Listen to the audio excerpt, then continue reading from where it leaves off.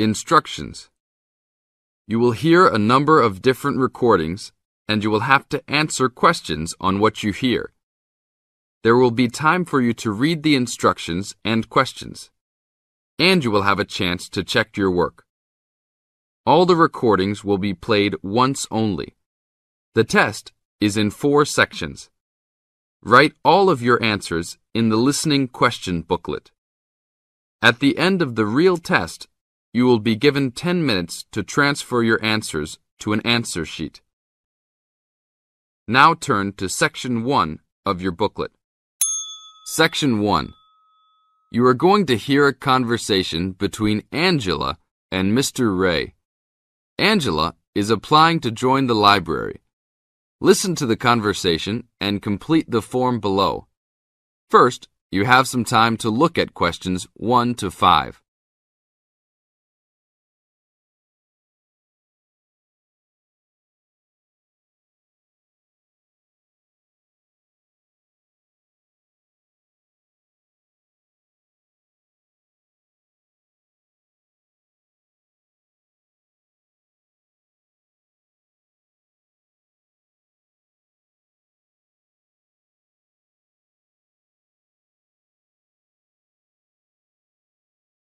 Now we shall begin.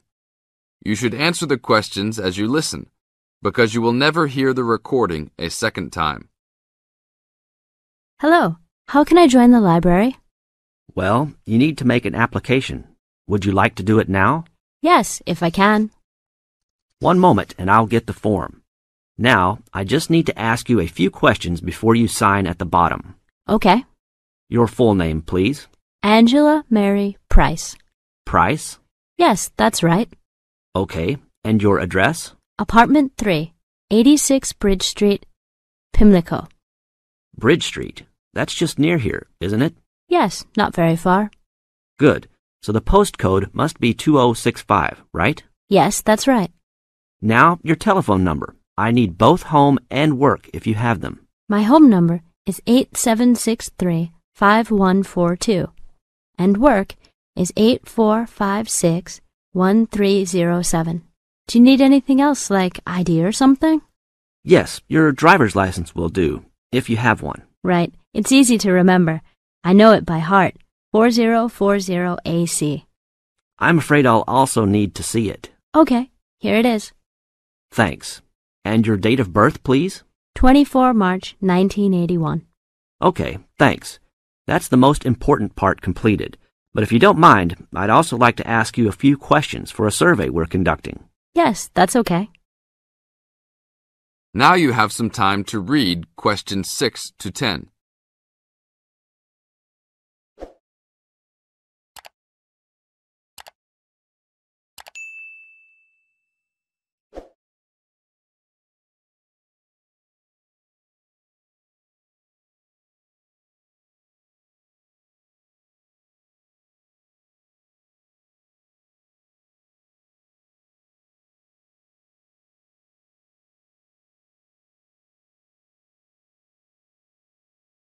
As the conversation continues, answer questions 6 to 10.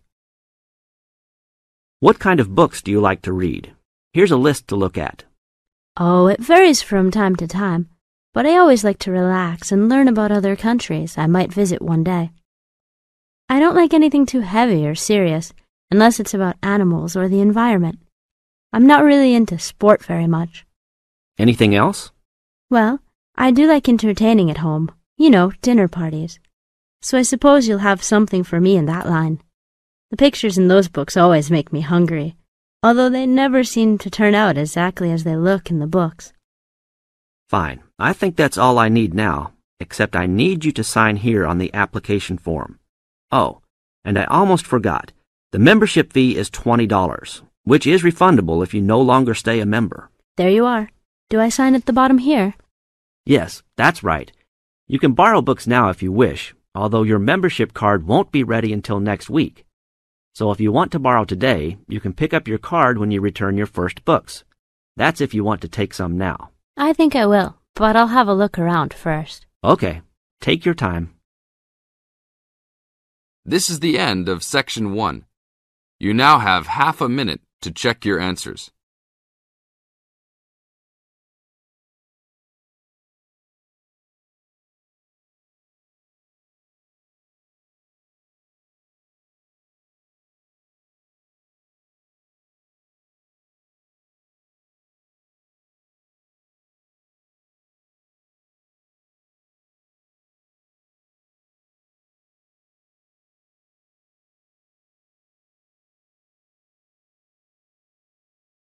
Now turn to Section 2. Section 2. You are going to hear a lecture about dining services. First, you have some time to look at questions 11 to 14.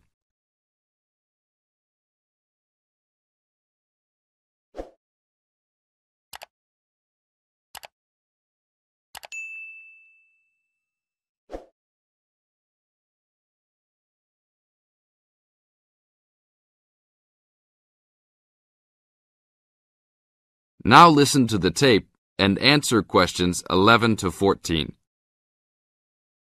Welcome to the Dining Commons. This is the newest facility on campus, and I'm proud to say, also one of the best. I know that all university students miss eating home-cooked food.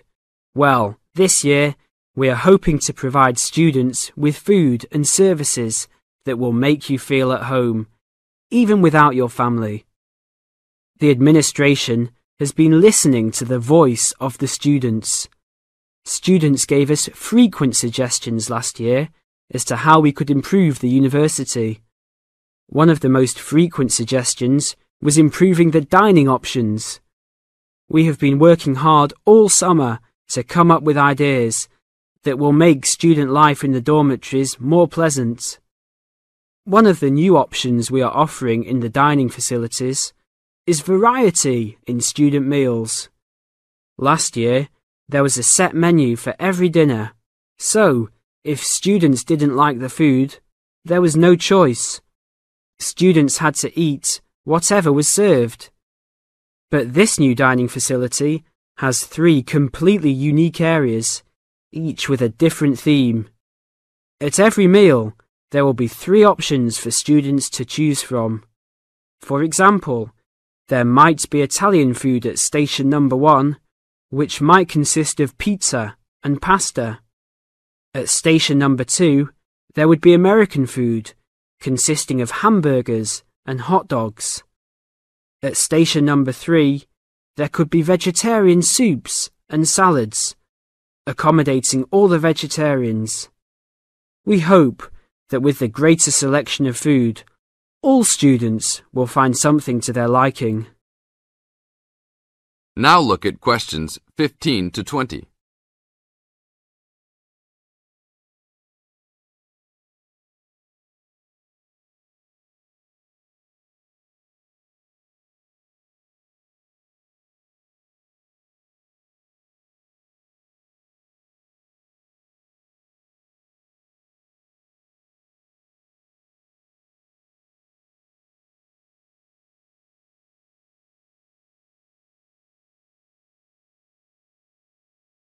Now listen to the tape and answer questions 15 to 20. Not only will students have more options, the food will also be better. Each section of the facility will have a head chef. These are real chefs that have been trained in culinary school and have been hired specifically by the school to work in the dining facilities. All of the chefs have a speciality. The school is hoping that these chefs will prepare better tasting and more nutritious food. Every student will be able to make suggestions and also give their input as to which menus taste better. Last year, many students complained that the dining facilities didn't have very convenient hours. This year, we hope to change that. We will open for breakfast at 6 a.m. to accommodate all the early risers. In the evenings, we will open until midnight for all the students that like to go for a late-night snack. The afternoons will still remain closed. but we will have a student store open that will provide all students with drinks and fruit. The student store will be open every day from 2 p.m. to 5 p.m. Every student that has paid full tuition and dormitory fees has already paid for their dining facility fees. Students can eat at any time and in any amount for free. If you are a student that does not live in a dormitory, you can still purchase a dining facility card. This card will entitle you to the full services of the dining facility. This card is available only for students and is not open to the general public. If you are not a student and wish to dine here, you must purchase meals at the door. There are a few rules to follow. Even though we do not limit the amount of food that can be taken, we do not want students to waste food. Please do not take more than you can eat. Also, every student must clean his or her own trays and plates. We will provide plates and trays for student use, but please do not abuse these items. Please do not leave your plates on the tables. Your parents are not here to clean up after you anymore, so I hope all students will be responsible. Thank you for your attention and enjoy the upcoming year. This is the end of Section 2. You now have half a minute to check your answers.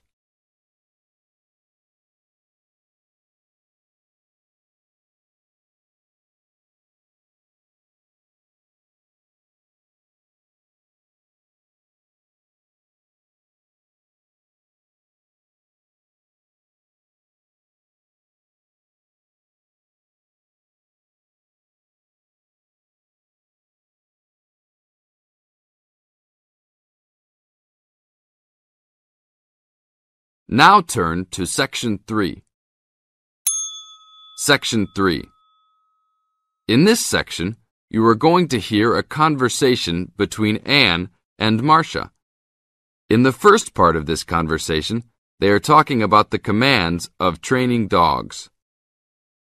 First, look at questions 21 to 25.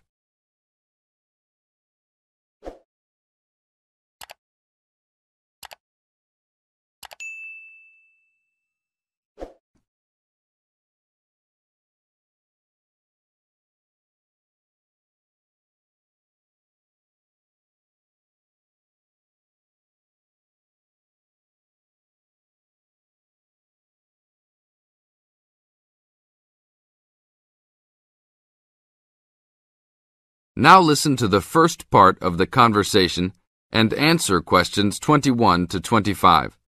Complete the table showing different commands for different forms of dog training. So that research paper we have to do next, the one about how are different styles of training dogs, how do you think you'll approach writing it? You know, I've been thinking about it. I feel that the best way to write it is to divide the paper into two main parts. In the first part, we'd be analysing some examples of each style of training dogs. Right, what the styles are. After that we can talk about how each style can be used so that the dogs learn something different from each one. Indeed. Maybe we could draw a chart and compare examples of each style of training, one at a time. So the different kinds of training would be simple obedience training. There you would have things like teaching them to sit, stay in one place and so on. Right. So included in here would be simple audio commands like speak. Yes, basic commands are just spoken words, aren't they? And then there would be the more guard-oriented training, where the dogs are trained to know a specific place well. Patrolling and barking are probably the best examples, because most people have seen them in many places, especially in homes. And this would lead us to the attack dog training, which is physical as well as spoken, training the dog to knock someone down, and even biting if they have to. Right, so there's another category as well, sniffing dogs, which make up the searching category. I've read that in the UK, every major airport and government building has these dogs to search for all kinds of dangerous items. In the second part of the conversation, Anne and Marcia talk about all kinds of training and what kind of dogs they are suitable to. Look at questions 26 to 30.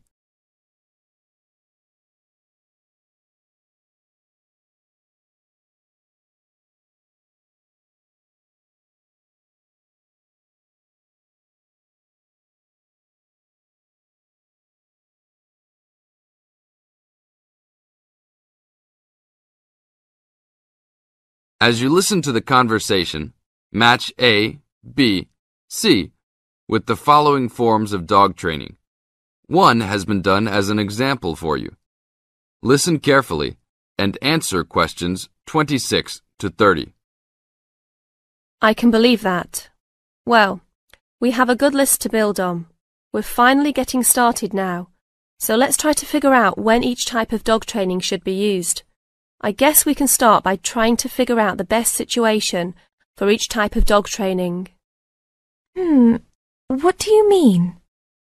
What I mean is whether each type of training should be used with different kinds of dogs. We could use basic obedience training, for example, and ask whether it's more useful for a small dog, a medium-sized dog, and so on. In this case, I'd say obedience training is best with small dogs, because they tend to get excited easily, and this will help keep them out of trouble. Okay, that makes sense. Then let's look at physical training. Even though some people think it's ideal for every breed of dog, I think it's better suited to the larger kinds. Small dogs usually just aren't smart enough to understand the physical commands, and they can even get hurt from them. The specialized sniffing training is the same. I think they're better with the more intelligent breeds of dogs, and they're hardly ever useful with really small dogs. Attack training, however, can be useful for every kind of large dog, as long as the dog is treated well and given a lot of care and attention. All right, and what about guard training? Barking is an ideal way for small dogs to guard a home. I know they aren't big enough to stop a person, but making some noise is often all a dog needs to do. Other kinds of guard training like biting, though, are different. I'd always plan to teach those to a smart dog, give them a chance to use their brains and defend their homes. I'd have to agree. Trainers often just teach large dogs to bark at a person when they think something isn't right. But if they know how to use physical skills in a bad situation, they could save their owner's life someday. Yes, I suppose that different people would have different needs for their pets. Right. And different trainers would recommend different methods for different breeds. This is the end of Section 3. You now have half a minute to check your answers.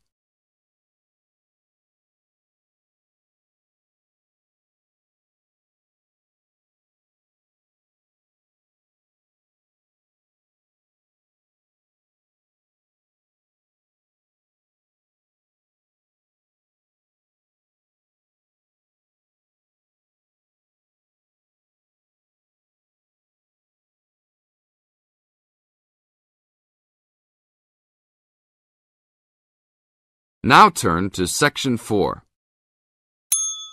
Section 4. You are going to hear a lecture about dorm rooms.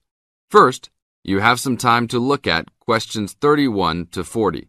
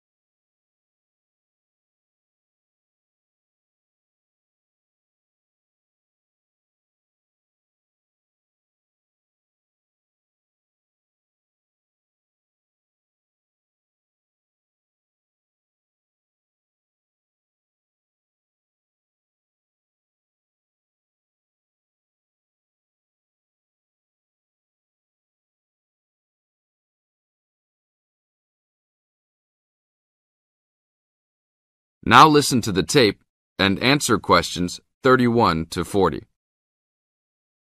Welcome to your new home for the upcoming year. These dorm rooms are among the best in the nation and are the newest ones at this school.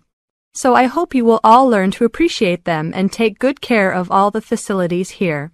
I am Gina, and I will be residential advisor in this building for the year. Today I am going to tell you about some of the programs and facilities that are available to you. I will also be telling you the rules that everyone is expected to abide by. I will be asking you to give me your full attention for the next few minutes. I will first tell you about the facilities that are available to you. The dining facility is located on the first floor of the building. It is open 7 days a week from 7 a.m. to midnight. All the food offered to students is freshly made every day, and my own opinion is that the food is actually quite good. Feel free to come and grab a banana for breakfast or sit down with a group of friends for dinner. Although your meals are served buffet style, please do not waste food. All students are expected to clean their own tables after meals. In the basement of this building, there is a gym and recreational hall. The gym has workout equipment such as treadmills and weight sets. In the recreational hall, there are ping pong tables and a pool table for student use.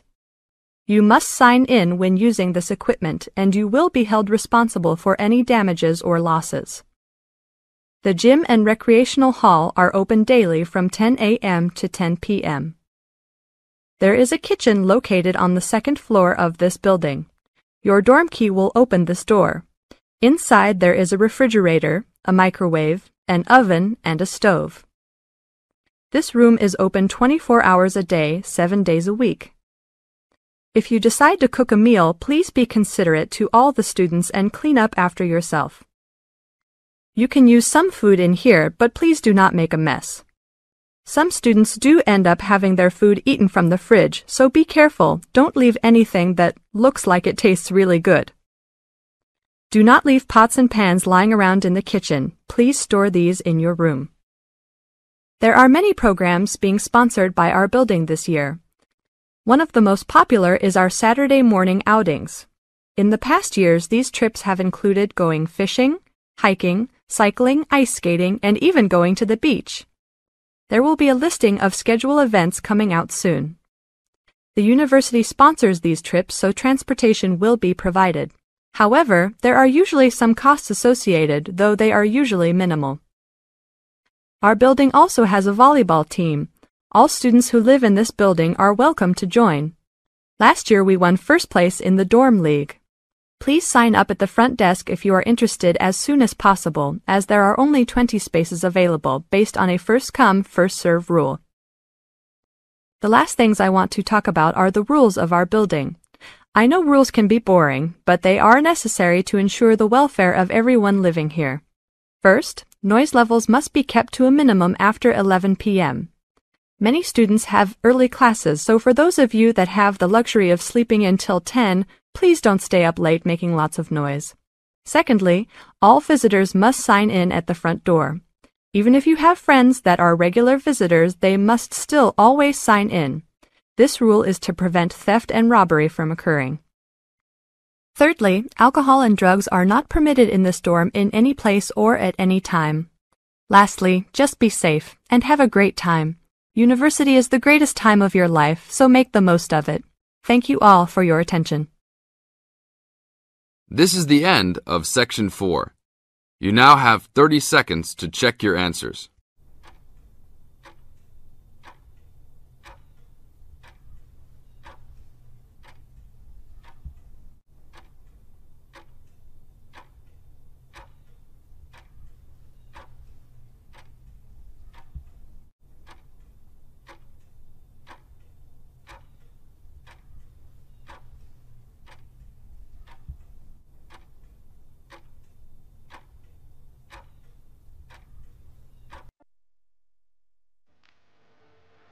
That is the end of the listening test. In the IELTS test, you would now have 10 minutes to transfer your answers to the answer sheet.